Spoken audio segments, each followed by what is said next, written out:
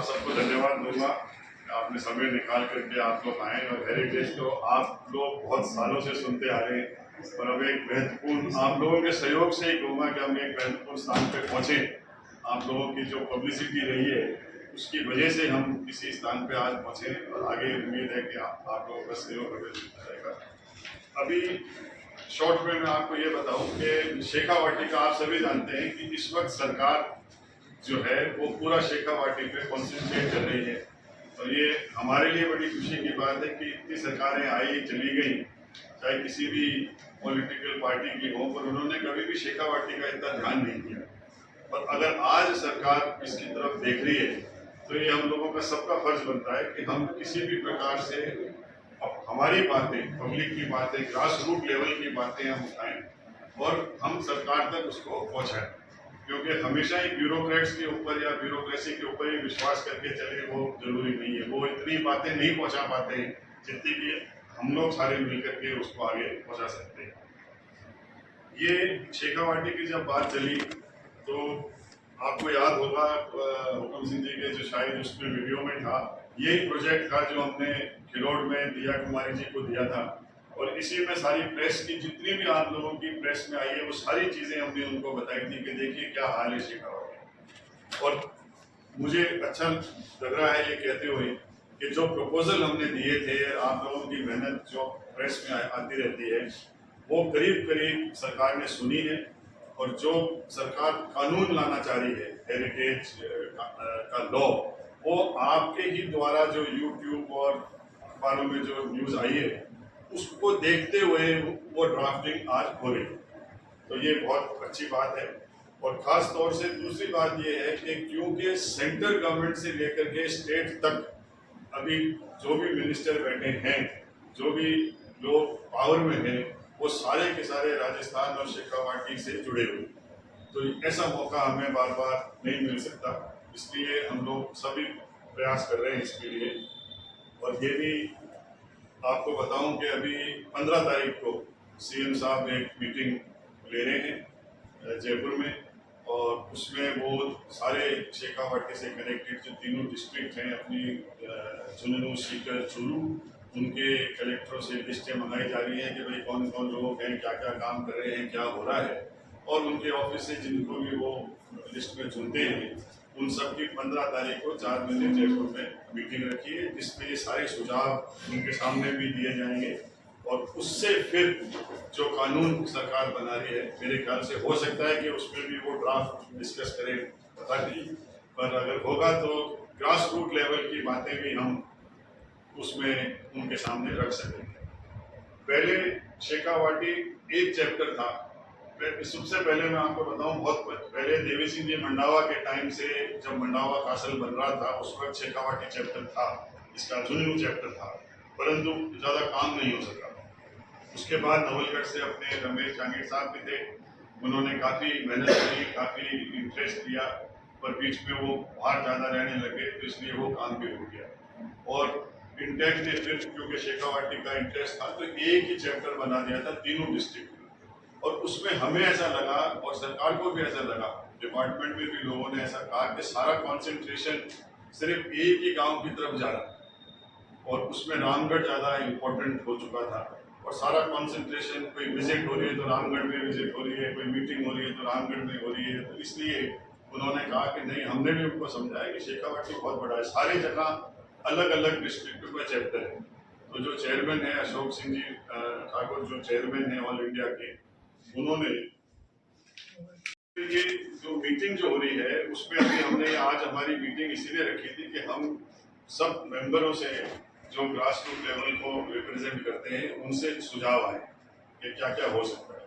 सबसे जरूरी तो हवेलियों को बचाने के लिए जो मुहिम चल रही है उसमें आज आपने देखा होगा कि मंडावा में भी कोई हवेली इसको गिराया गया है, उसके संदर्भ में भी हम कुछ बातें गवर्नमेंट के सामने रखना चाहते हैं कि अगर कोई हवेली ऐसी है जो जर्जर हालत में है और उसमें सरकार को लगता है कि इससे नुकसान हो सकता है, तो सबसे पहले तो आप ये चेक करें कि क्या वो हेरिटेज लिस्टेड हवेली है या उसकी लिस्ट में क्लासिफाइड हवेली नहीं है, वो बहुत जरूरी है। अगर वो क्लासिफाइड है तो वो जर्जर कैसे हुई, किसने उसको देखा नहीं, चाहे वो नगर पालिका हो, सरकार हो, चाहे वो ओनर हो। और नोटिस देने की प्रक्रिया सरकार बना रही है कि सरकार नोटिस देगी मालिकों को कि आप इसको देखभाल करें, ठीक करें। अगर आप नहीं करते तो उसमें वो कोई पॉइंट लाना चाह रहे हैं कि फिर सरकार उसमें से क्या करेगी।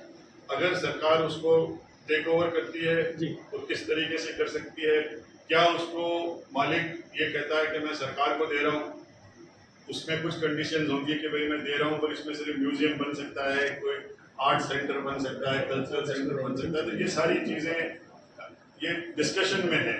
यूटीएच मंत्री और सारे के सारे टूरिज्म मंत्री बैठ करके इसके ऊपर चर्चा कर रहे हैं।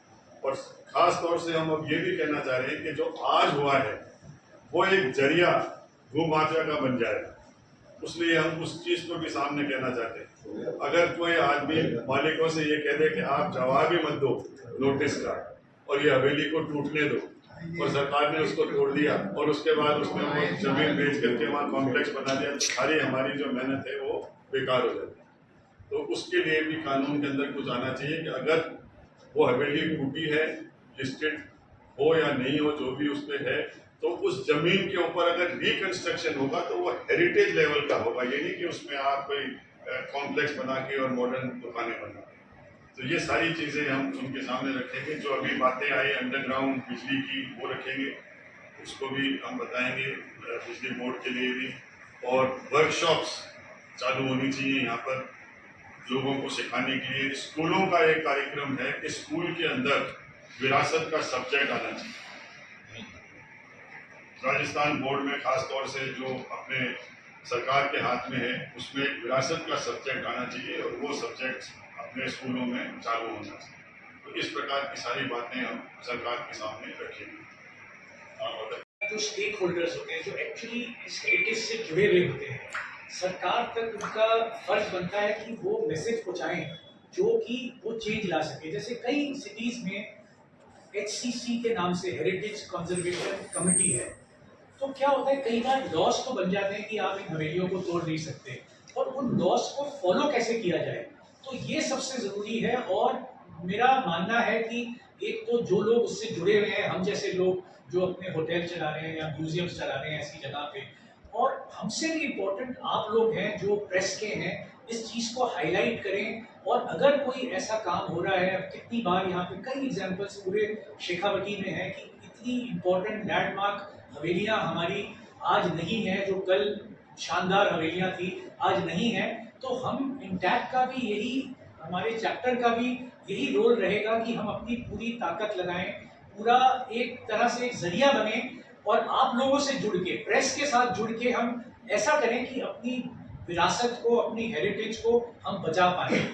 तो ये हमारा रोल है। ये हम सब मिल के अगर आप सबके साथ हम एक ऐसा मैसेज पहुंचाएं उन लोगों को भी, जैसे ठाकुर साहब ने बताया कि इस समय शेखावटी के ऊपर बहुत इंटरेस्ट है गवर्नमेंट का भी, तो उसका हम फायदा उठाएं और ये देखें कि हमारी करता हूँ और साथ जुड़िए इस चीज़ के लिए, बिकॉज ये सब आपकी भी धरोहर है। हम सब मिलके, और जो मेंबर्स हैं, आज जैसे हमारी मीटिंग हुई, कितने नए नए आइडियाज आए, कितनी सजेशंस आए, हम सब मिलके एक ऐसी चीज़, एक ऐसा प्रेजेंटेशन दें कि ये हमारे इस शेखावटी की ज़रूरत है, और वो आज गवर्नमेंट उसको करने के लिए इंक्लाइन है, वो करना भी चाहती है, और ये इस हेरिटेज को बचाना भी चाहती है। तो बड़ा अच्छा मौका है हम सबके लिए। इसी से जुड़ी हुई मान सिंह जी को आज हमने इसलिए बुलाया था कि जो एक विलेज कंसेप्ट है, तो ये भी एक बात चली थी इंटैक्ट में और सरकार में भी चली थी कि हेरिटेज जो है वो सिर्फ गढ़ किले हवेली या वही नहीं है। गांव की ठाणी भी जो है, अगर गांव के लेवल में भी आप उसको डेवलप करके उसको पुराने स्टाइल में रखते हो तो वो भी एक बहुत इम्पोर्टेंट हेरिटेज है। तो आपसे भी आइडियाज लेकर के वो भी हम वहाँ उस मीटिंग में आगे रखना चाहेंगे। हमारी मीटिंग कि जो गांव में हमारे स्वरोजगार थे, जो लकड़ी का काम था, मणियारी का काम था, उनको भी सबको पुनर्जीवित किया जाए और संरक्षण दिया जाए, जिससे पूरी एक श्रृंखला बने। और उसके लिए टूरिस्ट भी आए। टूरिस्ट केवल हवेलियों के लिए ही नहीं काम है, पूरी हमारी जो धरोहर है, हमारी जो कलाएं हैं, उन सबको पुनर्जीवित करने का एक कॉन्सेप्ट आप हमारी कमेटी ने अभी जो बैठ के आप हमने किया, वो सब बातें निकल के आई हैं। तो आम आदमी जो आखिरी छोर पे बैठा है उसको भी इसका लाभ मिलेगा। इसकी पूरी कार्य योजना बनाई गई।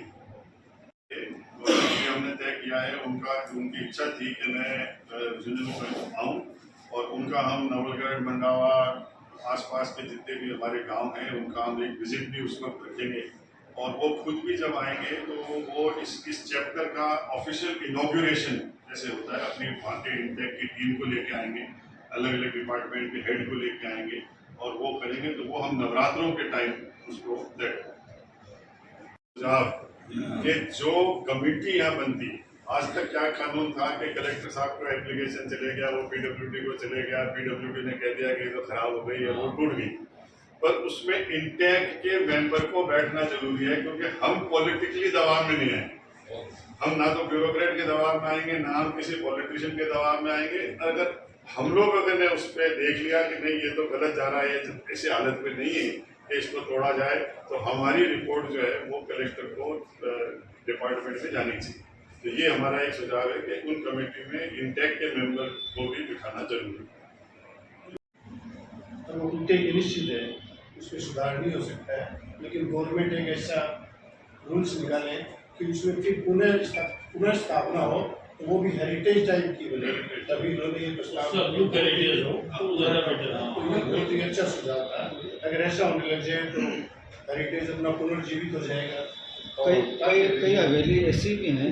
ये लॉज ये होते हैं कि जो हवेली का सामना जो होता है जिसे फसाड कहते हैं उसको आपको मेंटेन करना पड़ता है। तो उसको आप उसी तरह की जो अगर हमारा पूरे जब आप हवेलियों का एक पूरा एक जगह पे सारी हवेलियां हैं तो उसका सामने को जैसे हवेली लगती है वो उसको ना चेंज करें, नहीं बने तो भी वैसे ही बनाए, अंदर अपनी सहूलियत के लिए अपने बिजनेस के लिए वो चेंजेस कर सकते हैं। तो ये सारी चीजें हम सीख के हम ये रिप्रेजेंट कर सकते हैं। जैसे अभी भी बोला, दो किस्म की हेरिटेज होती है, जो इंटैक्ट जिसको सेव करना चाहता है, एक टेंजिबल हेरिटेज जैसे कि जो हमारी हवेलियां हो गई, जैसे कान सिंह जी ने भी बताया, जो हवेलियां हो गई, और इनटेंजिबल मतलब हमारा संस्कृति, हमारी कला, उसको भी सेव करने के लिए, उसको भी बचाने के लिए हम प्रयास करेंगे आप सबके साथ जुड़ के, आप सबके साथ मिलके। वो भी एक हमारा एजेंडा में होगा कि हम ऐसी चीज़ों को भी, अपनी संस्कृति, अपनी कला को भी बचाएं।